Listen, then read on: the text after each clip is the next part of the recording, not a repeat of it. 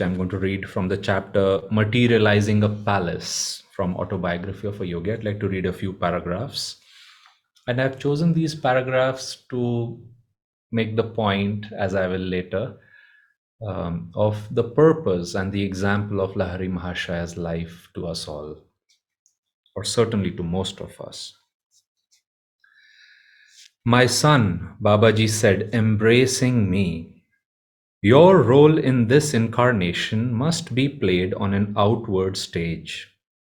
Prenatally, blessed by many lives of lonely meditation, you must now mingle in the world of men.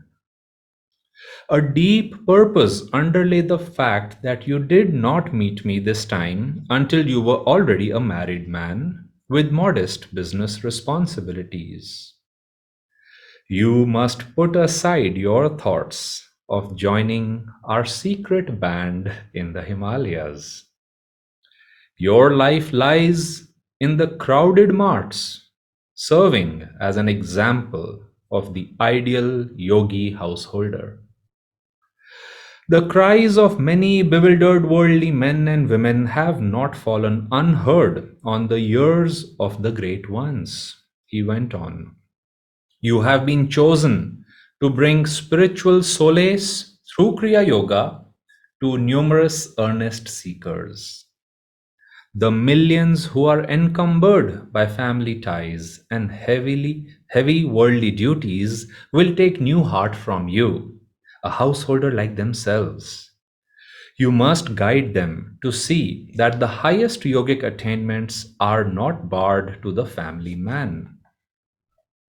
Even in the world, the yogi who faithfully discharges his responsibilities without personal motive or attachment treads the sure path of enlightenment. No necessity compels you to leave the world, for inwardly you have already sundered its every karmic tie. Not of this world, you must yet be in it. Many years still remain, during which you must conscientiously fulfill your family, business, civic, and spiritual duties. A sweet new breath of divine hope will penetrate the arid hearts of worldly men. From your balanced life, they will understand that liberation is dependent on inner rather than outer renunciations. Om Shanti, Shanti, Shanti. If you so wish, you may now open your eyes. And welcome once again, friends. Those are words I have, I think, read many a times in many satsangs, my own personal readings. They are very simple on one level. You almost know what is said next, how simple they are. But at the same time, there is, as it happens with truth, thousands of years later also, now here we are, I'll read a few verses from the Bhagavad Gita. There is something about truth. Swami used to say that each time it is uttered, it is revisited, it is heard. He said it brings that, new breath, fresh breath of hope, fresh breath of joy, of understanding, of clarity, of the enthusiasm to apply it on yet another level, yet another aspect of our lives. And so I personally find those words very, very consoling. The masters know of our challenges. They have made a plan in the divine plan almost 200 years ago, as I was saying in the beginning. Lahiri Mahashaya descended on one level, you may say. An avatar is when, Master said, a fully incarnated being at God's command chooses to take birth. It is not an ordinary mission they come with. Master says usually all avatars come to change civilization as a whole. And maybe we are very close to right now, these incarnations, and we may not have seen that dramatic civilization changing effect. But certainly, if you look back at the life of Christ, Krishna, Buddha, Shankaracharya, Chaitanya Mahaprabhu, it just, sorry, I don't know if Chaitanya ji was an avatar, but you look at the lives of great, very great saints, and you say, yes, as time went by, the wave that was begun through their life is now palpable, has become the new, you might say, way of life for millions. And those were Babaji's words, that millions will take heart from you, Lahiri. And a very key question that must be coming, I think, to every devotee, every especially disciple's mind is, how can I receive that blessing which has come to us from him? God had a plan. You might say God's mind was thinking of this. He chose an incarnation, one of his awakened children, and he sent him. And how can I receive those blessings? And as Swami would say, how can I be an instrument? How can I, if today somebody were to ask Lahiri Mahashaya, has you, Lahari, you went down, do you think your mission has been fulfilled? Swami says their mission is fulfilled on a larger level. When that would be, that only time will tell. But on an individual level, it happens from the moment they start, you might say, sharing God's consciousness. And Swami would say that on one level we are receiving, and on the other hand, we want to participate and help the masters fulfill their mission. Now, it is a big mission, you might say, outwardly across centuries, perhaps millennia. On the other hand, it is, you might say, in the span of your and my lifetime, our active years on the path so far, our intentional years. So, how can we today absorb and open ourselves and give that, you might say, as a gift to Lahiri Mahashaya, that yes, sir, this is what you came for. I understand. I will cooperate with that process. And that would be my gift to you. Thank you for coming to me. By practicing what you brought, I offer that as a gift back to you. And Swami said, Master explained how we can do that. I think this might be either in the book In Divine Friendship, or more probably maybe How to Serve, How to Act as a True Channel. The steps are very simple. Swami says, look at the master's image, in this case, Lahiri Mahashaya, and he said, what did they exemplify? So let us say in Lahiri Mahashaya's case, I think it is wisdom. It is a regular deep practice of Kriya Yoga. He was the harbinger of Kriya Yoga. And I think a word that would come to everybody's mind right away is the balance he brought. Look at those instructions Mahavatar Babaji gave him. Discharge your family, business, civic, and spiritual duties.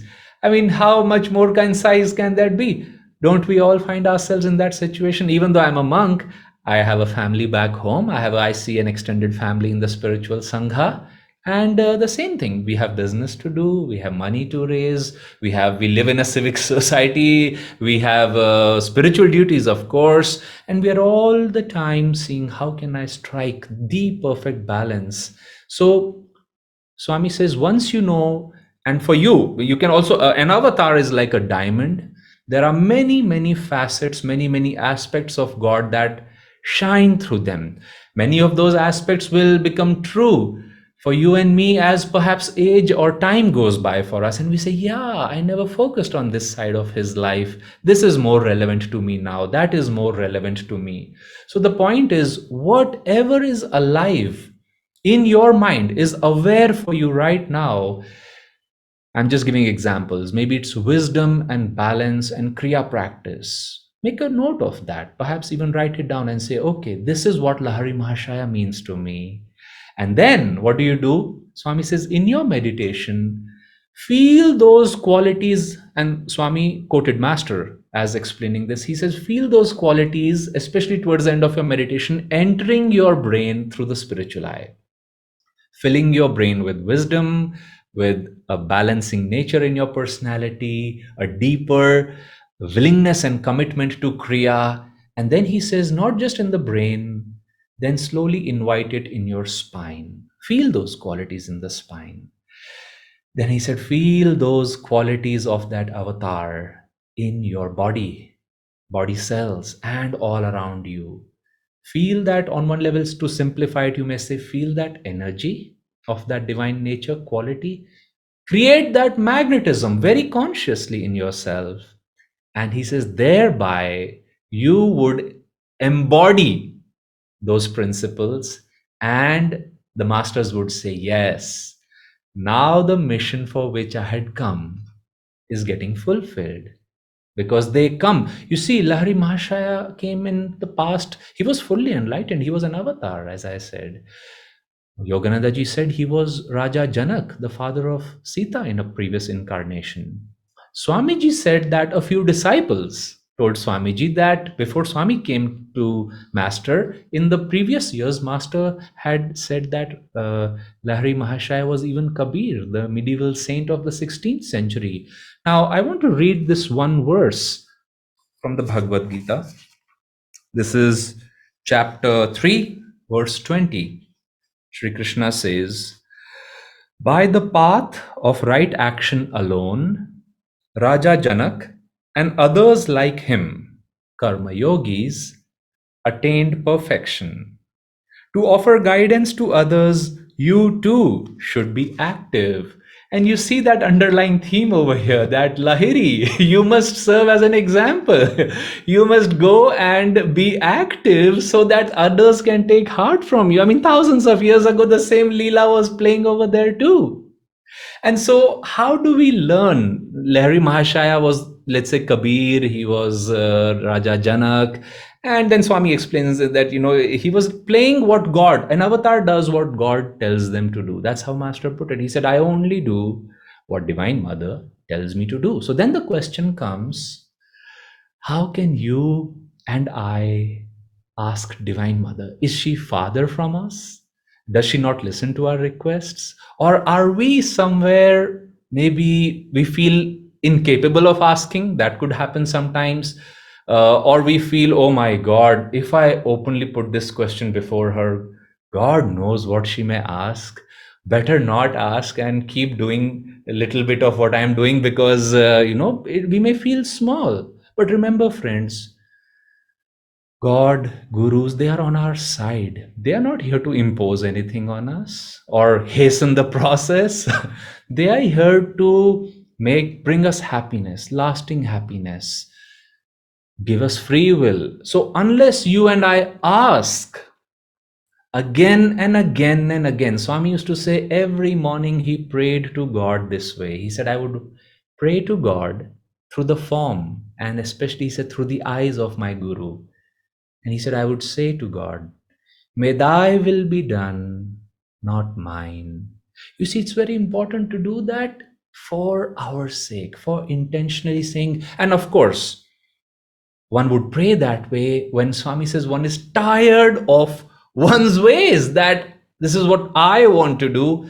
And Swami says, when you realize how small this I is, how little you know, how that following yourself has not brought you the freedom you wanted, it has kept you captive. Your fears are not going. If anything, they might be increasing, or your insecurity, and time is going by. And he says, your ways, you have to say, my ways are not working. Like Swami said, I came to Master, I was so ripe.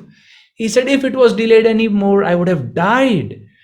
And he says, I was tired of myself. And he says, the moment I saw Master, I uttered these words, I want to be your disciple.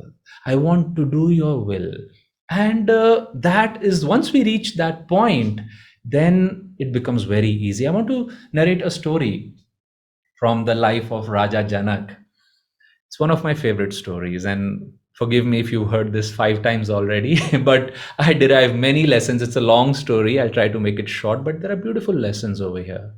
You see, you have to see how even the great masters, they may lead beautiful, expanded lives of a king, let's say outwardly, but inwardly, it is God playing out his Leela. Actually, Swamiji explained in his book, The New Path, that Mahavatar Babaji materialized a palace to initiate Lahiri Mahashaya because Lahiri Mahashaya was Raja Janak and he was known for the wealth. And he said it was appropriate that he be given initiation in a golden palace in the Himalayas. The moment the initiation was over, the palace was dematerialized. How wonderful, how charming.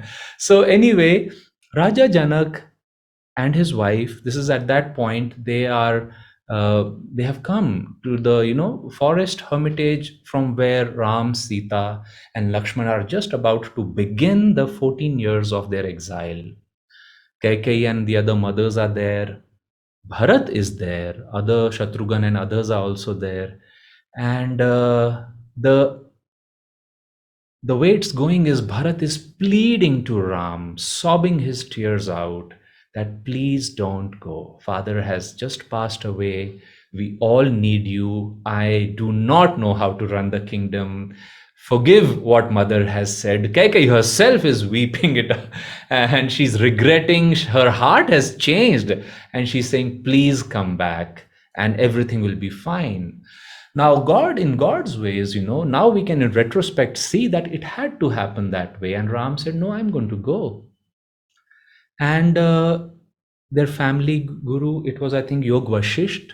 He was clueless the way both the brothers were presenting their points. He said, I don't know which one's right.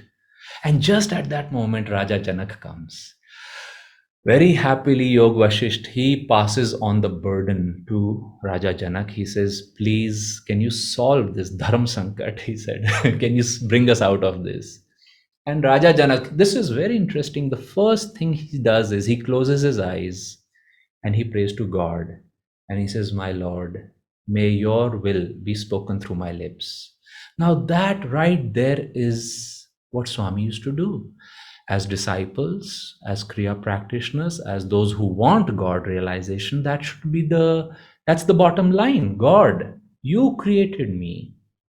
You gave me an ego, but I've finally found out that this ego doesn't work really in my favor. So I would like you, what do you want? What do you want? Let me do that. And so, and you see, Raja Janak's daughter, her 14 years were at stake. He could have easily said, oh, thank you for letting me know.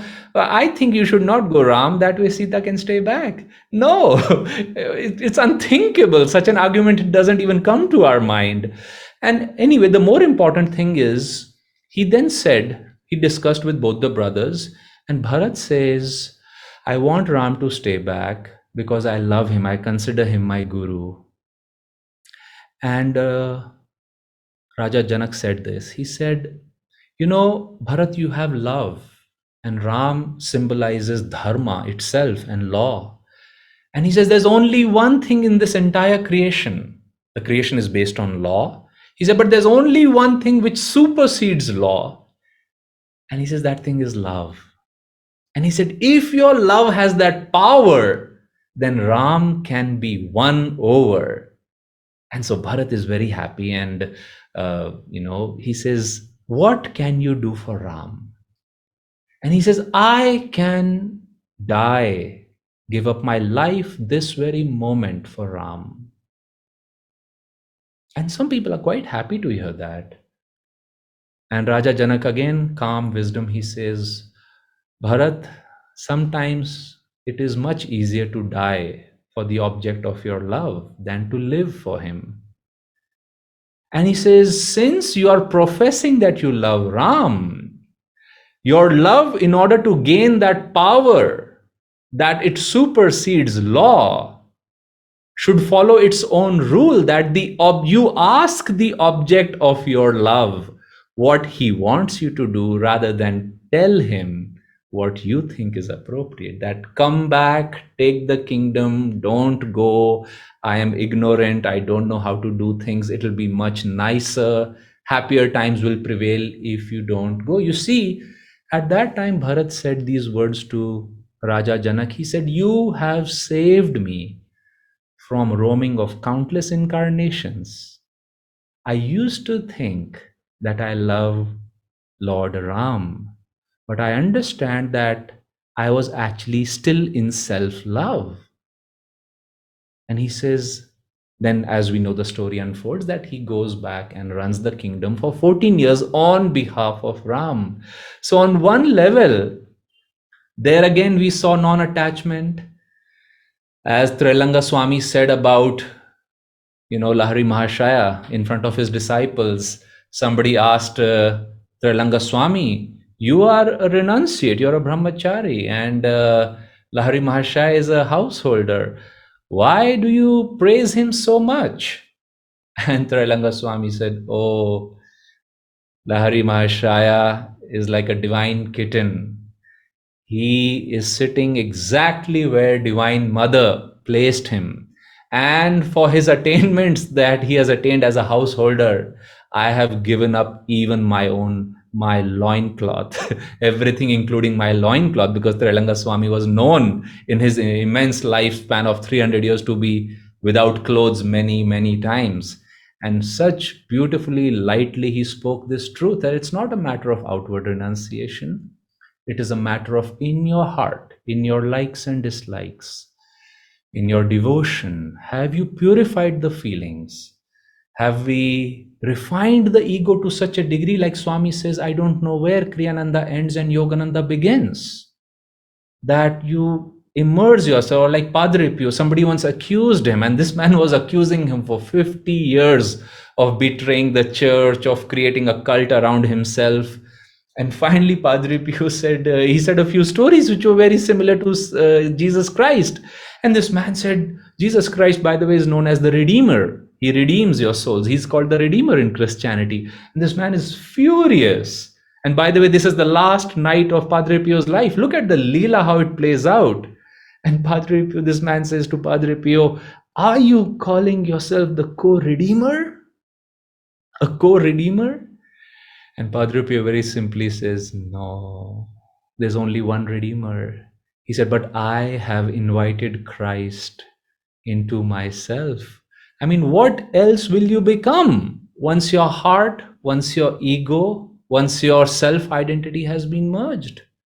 And so that is the state of yoga. That is the state of oneness. That is the state of God realization. And we can cooperate with that process. Like that verse said, by renouncing attachment to our actions. And better still, if our actions themselves are not ego motivated, either God has no plan for each of us. Maybe he doesn't go in such detail. Some people say, I would strongly disagree with that. Not a grain of sand, Master said, falls without God's attention. However, we as human beings have free will and an ego which has the freedom. When we again and again and again, moment by moment by moment, ask God, what do you want? Why am I unhappy? Why is it not working? Then we realize that perhaps there has been a difference of opinion between what God wants us to do, what we are trying to do. God lets us do what we want to do, except it doesn't bring us lasting happiness. So I think this is something we could take from the life of Lahiri Mahashaya. And I'd like to close with this little thought. I shared this a few days ago in the Kriya meditation, but happy to share it over here too, because it does not directly pertain to the technique. But Yogananda ji said, Kriya Yoga gives us bliss. That's the highest gift. And in the Bhagavad Gita, one of the verses in chapter 2 says that bliss bestows perfect discrimination. So let's put the things together. Through our daily Kriya practice, if we can be in bliss and joy, calmness, let us say, stillness, from that perfect discrimination, the chitta is very calm. So it's very easy to say, Lord, should I do this? Should I do that? What do you want me to do?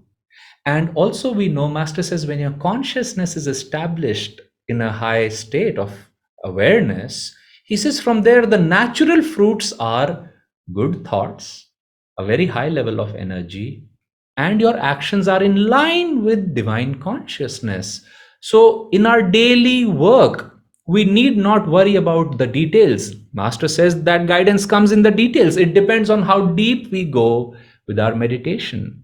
So, taking a deep meditation, not confining our God contact or service to God in meditation alone, but to go deep there and to say, okay, if you led an example of, and Master said the same to Swami, he said, your life will be one of intense activity and meditation. So if you find yourself in those life circumstances, simplify it instead of bemoaning it, pushing it away, wishing it to be something else.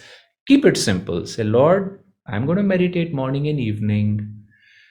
I'll carry that consciousness, inspire my thoughts, inspire, give me energy. I will apply myself to it too. And then work through me. I have no desire one way or another.